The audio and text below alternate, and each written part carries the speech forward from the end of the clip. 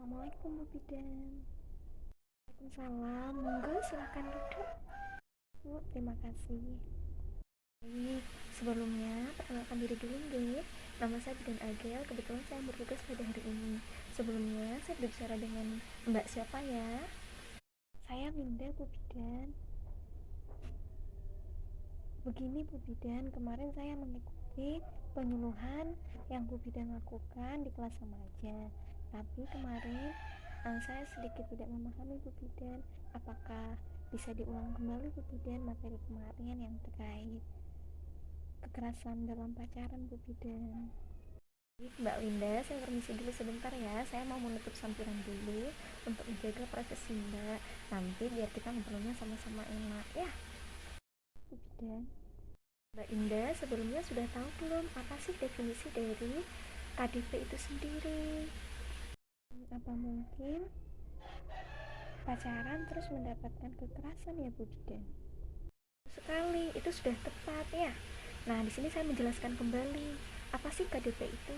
KDP adalah tindakan kekerasan terhadap pasangan yang belum terikat pernikahan, baik itu kekerasan fisik, emosional, ekonomi, dan pembatasan aktivitas ya. Yang dimaksud kekerasan fisik di sini seperti apa? Seperti memukul, menampar, menendang, mendorong, dan serangkaian tindakan fisik lainnya. Nah, kalau kekerasan emosional di sini seperti apa? Kekerasan emosional atau psikis ini seperti mengancam pasangannya, memanggil pasangannya dengan sebutan yang mempermalukan atau menjelek-jelekkan pasangannya, ya. Kalau kekerasan ekonomi di sini, yaitu meminta pasangan untuk mencukupi segala keperluan hidupnya, atau biasanya menguras seluruh harta kekayaan pasangannya. Kalau kekerasan seksual di sini seperti memeluk, mencium, terus juga meraba, bahkan meminta atau memaksa melakukan hubungan seksual di bawah paksaan ya. Nah, kalau pembatasan fisik di sini seperti apa Bu? Seperti pacarnya terlalu posesif, terus juga mengekang pacarnya, nggak boleh kayak gini, kamu nggak boleh kayak gini, kamu nggak boleh ikut ini, kamu nggak boleh kuliah, nanti ketemu sama ini. Nah, itu juga termasuk ya. Terus juga sering curiga, mana HP-nya kamu, saya yang pegang, kayak gitu. Ini SMS dari siapa, ini nggak dari siapa. Nah, itu juga termasuk ya. Terus juga mengatur apapun yang dilakukan oleh pasangannya. Terus juga mudah marah, misalnya hal-hal yang kecil, kamu kenapa nggak belikan saya makanan, nah itu udah marah. Kamu kenapa kok pergi ke sini nggak bilang saya, nah itu sudah marah. Itu juga termasuk kepada pembatasan aktivitas yang dilakukan oleh pacarnya ya. Kemudian Bu Bidan, faktor dan penyebab yang menyebabkan KDP sendiri itu apa ya Bu Bidan? Bagus sekali ya. Bagaimana Bu faktor dan penyebab yang mempengaruhi KDPK? Nah, yang pertama bisa karena pendidikan yang rendah, terus juga karena pengaruh narkoba, bisa karena sifat temperamental. Jadi dikit-dikit pasangannya ini mudah marah, tiba-tiba mudah sedih, tiba-tiba mudah senang ya. Terus juga biasanya penyebabnya sering terjadi karena si korban atau si pasangannya ini lemah, kurang percaya diri. Yang paling penting ini karena sangat mencintai pasangannya, jadi sekalipun pasangannya melakukan hal-hal yang negatif kepada si korban, dia nggak apa-apa karena alasan cinta ya. Terus juga karena mudah memaafkan dan memahami apa yang dilakukan pacarnya.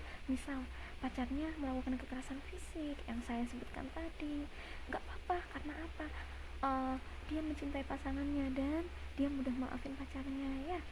Misal dia melakukan pembatasan fisik, oke, nggak apa-apa dengan alasan si korban ini ngerasa pasangannya ini mencintai dia, makanya dia melakukan hal-hal yang membatasi fisiknya dia, membatasi pekerjaannya atau aktivitasnya ya, padahal itu salah. Dampaknya sendiri bagaimana ya Bu Bidan? Bagus. Dampaknya sendiri bagaimana Bu? Di sini ada beberapa dampak yang akan dialami oleh si korban, Dek. Kalau dampak fisik bisa mengakibatkan memar, trauma, patah tulang, cacat permanen ya. Kalau dampak psikisnya apa? Yang pertama, si korban akan sakit hati, terus harga dirinya rendah, terus merasa malu, hina, dia menyalahkan diri sendiri. Kenapa sih kok saya mudah dimanfaatkan, kenapa sih kok saya kayak gini, nah kayak gitu.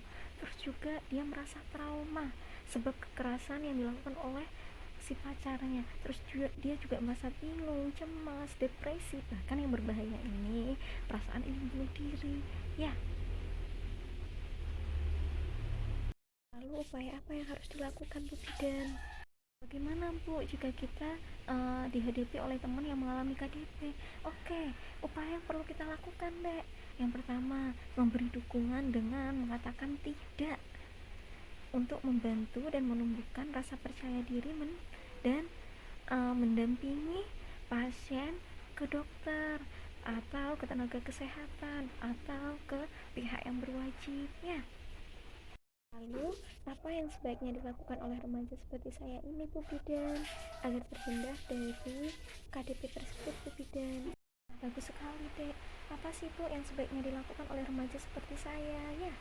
Nah, yang pertama, Dek, menjadi remaja yang asertif, yaitu mampu mengkomunikasikan apa yang mereka rasakan, baik itu tentang perilaku seseorang atau pasangannya ya.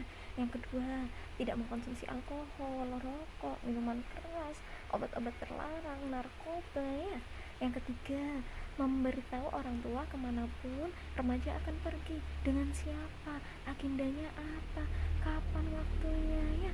Orang tua perlu tahu agar apa, agar bisa mengetahui anaknya kemana, dengan siapa ya. Yang keempat, berani berkata tidak untuk hal-hal yang mengandung negatif. Yang kelima, membatasi perilaku seksual ya. Ya, saya mengerti ya kan Bu, kan remaja itu biasanya hormonnya tinggi Bu, pengen tahu ini, pengen tahu itu. Iya, saya memahami itu. Justru kita harus menjadi rem untuk diri remaja itu sendiri, untuk diri kita sendiri. Apa sih yang boleh dilakukan, sampai sejauh mana yang boleh dilakukan, mana yang tidak boleh dilakukan ya. Nah, untuk remaja laki-laki bagaimana? Yang pertama, harus mengenali hasrat seksual dan membatasinya. Yang kedua, harus menghormati semua keputusan pacarnya. Terus juga harus terbuka dan berkomunikasi yang baik. Sebab apa?